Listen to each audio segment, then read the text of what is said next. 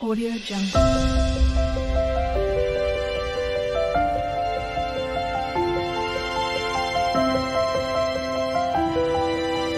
Audio Jungle. Hello friends, कैसे हैं आप सब लोग।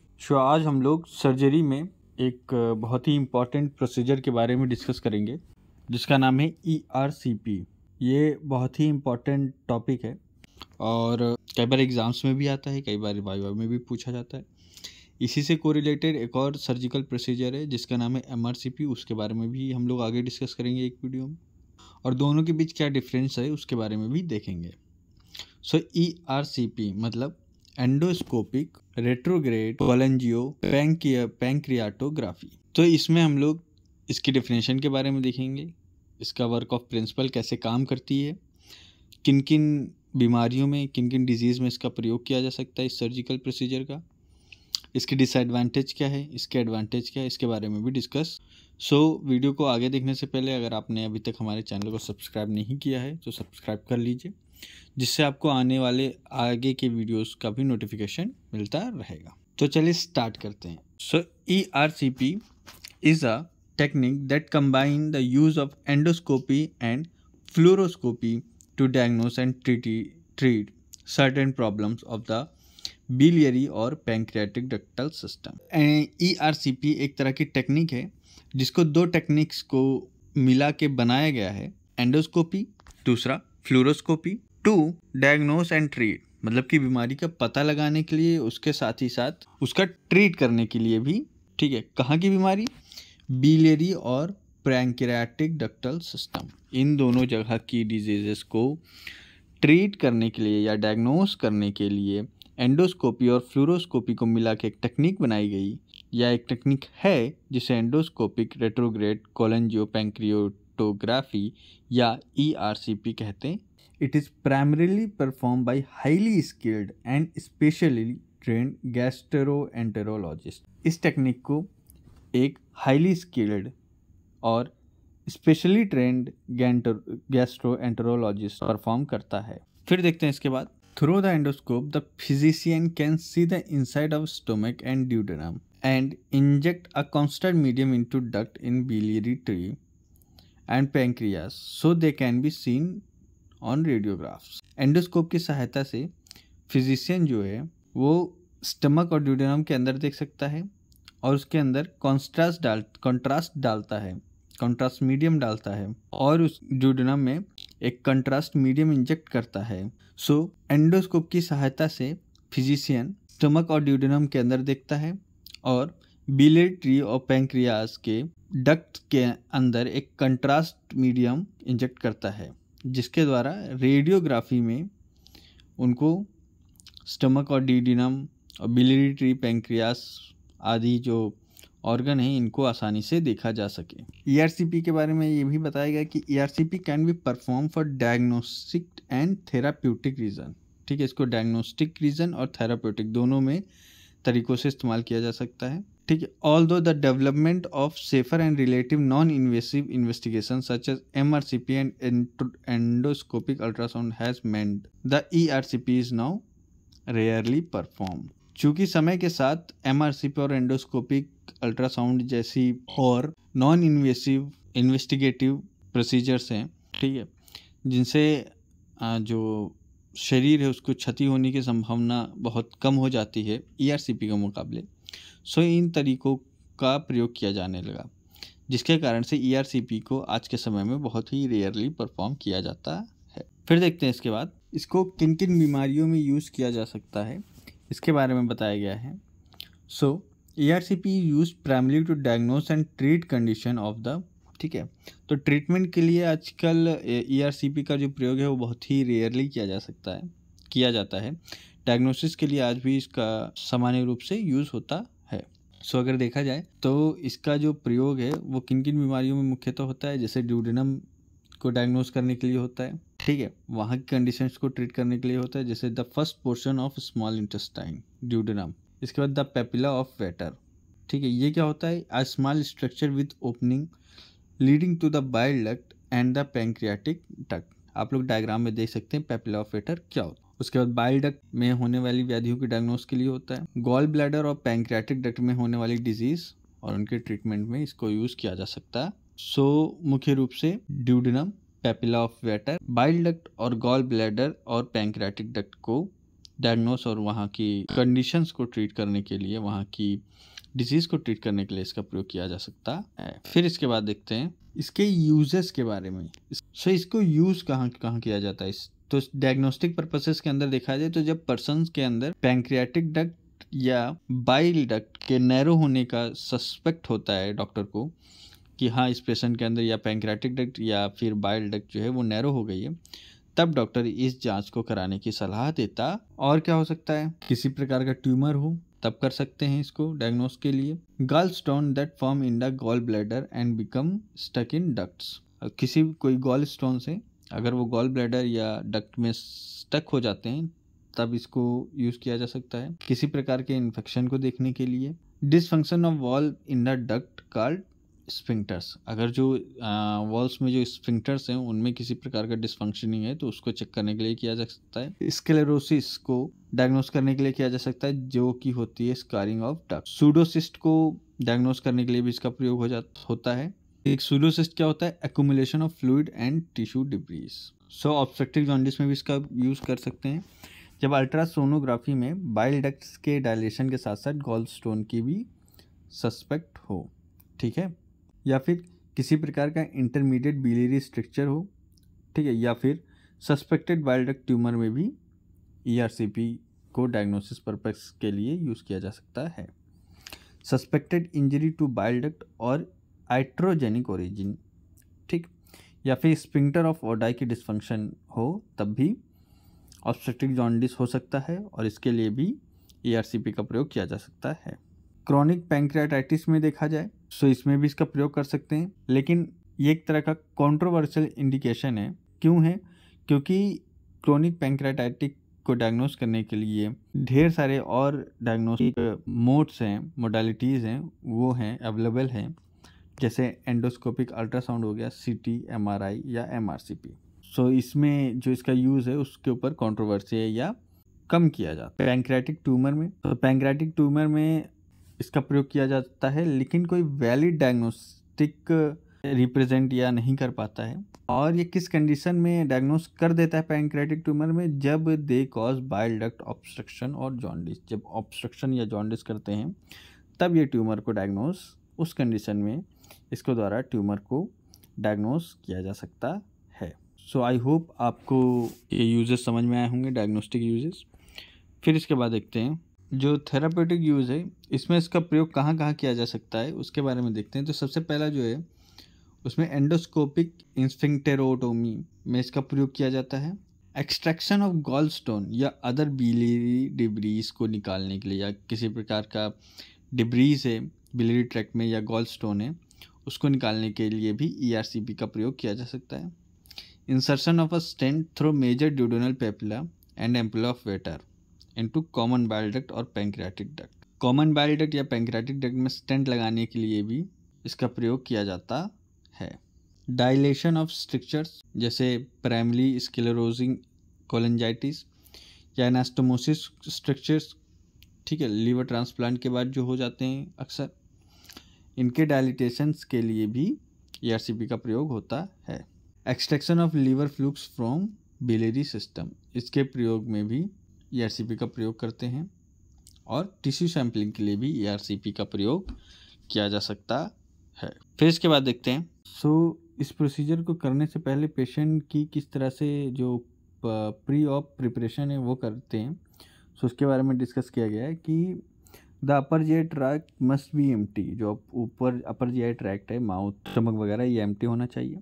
जनरली नो ईटिंग और drinking is allowed 8 hour before ERCP के 8 या 10 घंटे पहले से जो खाना और पीना है वो बंद कर देना चाहिए। Smoking and chewing gums are also prohibited during this time, किसी प्रकार का च्यूइंग गम या किसी भी प्रकार का स्मोकिंग या धूम्रपान भी इसमें निषेध बताया गया है। करंट मेडिकेशन में नीड टू बी एडजस्टेड और अवॉइडेड, जो पेशेंट का वर्तमान ट्रीटमेंट चल रहा है उसको रोकने के लिए या अवॉइड करने के लिए कहा जाता है, या उसमें किसी प्रकार का कुछ एडजस्ट भी डॉक्टर के अनुसार किया जा सकता है। कई बार ऐसा होता है कि सामान्यतः ज़्यादातर जो दवाइयाँ हैं और कोई इलाज चल रहा होता है पेशेंट का, या जो बीमारी का इलाज चल रहा है नॉर्मल, जिसको डायग्नोस करने के लिए आया है, उसकी दवाइयाँ नॉर्मल रूप से चालू रखी जाती हैं। ERCP से पहले किसी प्रकार के डेंचर, मतलब कि दांतों में जो भी इक्विपमेंट लगते हैं वो, ज्वेलरी या कॉन्टैक्ट लेंस को निकाल देने के लिए कहा जाता है। ठीक है। Before ERCP all of the patients previous abdominal imaging finding, ठीक है, जैसे CT स्कैन, MRI, अल्ट्रासोनोग्राफी या कोलेंजियोग्राफी या पैंक्रियाटोग्राफी शुड बी रिव्यूड, उनको एक बार देख लेना चाहिए। Deep sedation is desirable during ERCP because a stable endoscopic position in the duodenum is important for the proper cannulation, therapeutic intervention, avoidance of complication. Deep sedation patient को दिया जाता है। क्यों दिया जाता है? ताकि प्रोसीजर के वक्त ज़्यादा हिले डुले नहीं, एंडोस्कोपिक पोजीशन में वो स्टेबल रहे, प्रॉपर कैनुलेशन हो सके, थेरापेटिक इन्वर्सन उसका ट्रीटमेंट हो सके और किसी प्रकार का कॉम्प्लिकेशन से बचा जा सके। ठीक है, इस वजह से पेशेंट को डीप सेडेशन दिया जाता है। फिर इसके बाद जो प्रोसीजर है, वो मेन प्रोसीजर क्या होता है देखते हैं कि patient receive local anaesthetic that is gargled और spread on the back of the throat. Patient को लोकल एनेस्थीसिया दिया जाता है, या फिर किसके रूप में दिया जाता है? गार्गलिंग के रूप में दिया जा सकता है, या फिर बैक ऑफ द थ्रोट में स्प्रे कर दिया जा सकता है, या फिर IV सेडेटिव भी दिए जा सकते हैं। Patient lie on their back और side on an x-ray table, patient को पीठ के बल लिटा दिया जाता है या फिर एक्सरे टेबल की तरफ साइड करके लिटाया जाता है। ठीक है। फिर इसके बाद क्या होता है? देन अ फ्लेक्सिबल कैमरा जो एंडोस्कोप होता है is inserted through the mouth, फिर वो इसोफेगस में जाता है, स्टमक में जाता है, पाइलोरस से होते हुए ड्यूडेनम में जाता है, where the ampulla of Vater exist करता है। ठीक है, जिसे ओपनिंग जो क्या होती है, एम्पुला ऑफ वेटर क्या होता है? Opening of common bile duct and pancreatic duct. So sphincter of Oddi is a muscular wall that control the opening of ampulla. The region can be directly visualized with the endoscopic camera. इसको directly camera की मदद से देख सकते हैं। While various procedure are performed. Ampulla of Vater के अंदर एक प्लास्टिक कैथेटर या कैनुला इंसर्ट की जाती है और जिसके द्वारा रेडियो कंट्रास्ट इंजेक्ट किया जाता है बाइल डक्ट या पैंक्रियाटिक डक्ट में। फिर इसके बाद fluoroscopy is used to look blockage और other lesion such as stone. Fluoroscopy का प्रयोग किया जाता है ब्लॉकेज और लेसन्स या स्टोन को देखने के लिए। अगर ज़रूरत पड़े तो एम्पुला को एनलार्ज किया जा सकता है, जिस प्रोसीजर का नाम है स्फिंक्टेरोटोमी, इलेक्ट्रिफाइड वायर की सहायता से, जिसे स्फिंक्टेरोटोम कहते हैं। And access into bile duct, जिसके द्वारा बाइल डक्ट में एक्सेस मिल जाता है, सो दैट गॉल स्टोन में भी रिमूव्ड और अदर थेरेपी परफॉर्म, या सो उसके सहायता से जो भी गॉल स्टोन है अगर बड़ा है, नहीं निकल पा रहा है तो निकाला जा सकता है। फिर देखते हैं इसके बाद कुछ अन्य प्रोसीजर भी हैं, ठीक है, जो ERCP के साथ किया जा सकता है, जैसे trawling of common bile duct with a basket और balloon to remove gall stone and insertion of plastic stent to assist the drainage of bile. तो प्लास्टिक स्टेंट को भी इसकी सहायता से डाला जा सकता है। ठीक है, एक बास्केट की सहायता से गॉलस्टोन भी निकाले जा सकते हैं, इसकी सहायता से प्लास्टिक स्टेंट को भी इसकी सहायता से डाला जा सकता है। पैंक्रियाटिक डक्ट का विजुअलाइजेशन भी किया जाता है पैंक्रियाटाइटिस के केसेस में। ठीक है, पैंक्रियाटिक डक्ट को भी कैनुलेशन किया जा सकता है और स्टेंट को लगाया जा सकता है इस प्रोसीजर के माध्यम से।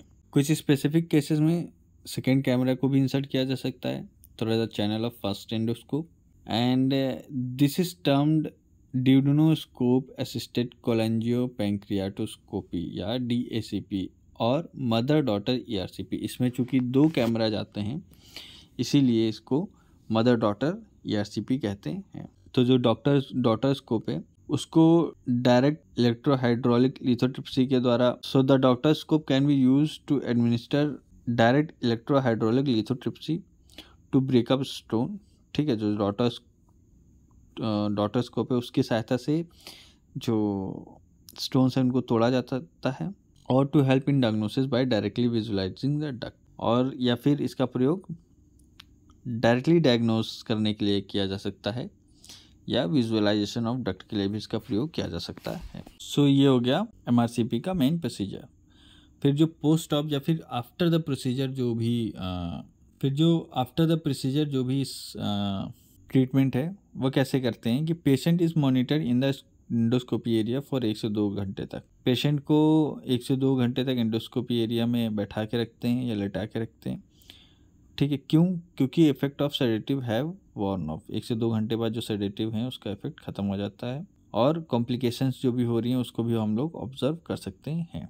ईटिंग और drinking is allowed if the throat is no longer numb. अगर वहाँ पे सुन्नता नहीं है और जो व्यक्ति है, जो रोगी है, वो बिना किसी चोकिंग के चीज़ों को निगलने में सक्षम है तो उसको खाने और पीने के लिए स्टार्ट कर दिया जाता है। अगर गॉलस्टोन रिमूव किया जा सकता है या स्टेंट लगाया गया है, ठीक है, सो पेशेंट को 1 रात के लिए हॉस्पिटल में रोक सकते हैं। सो ये हो गया आफ्टर द प्रोसीजर।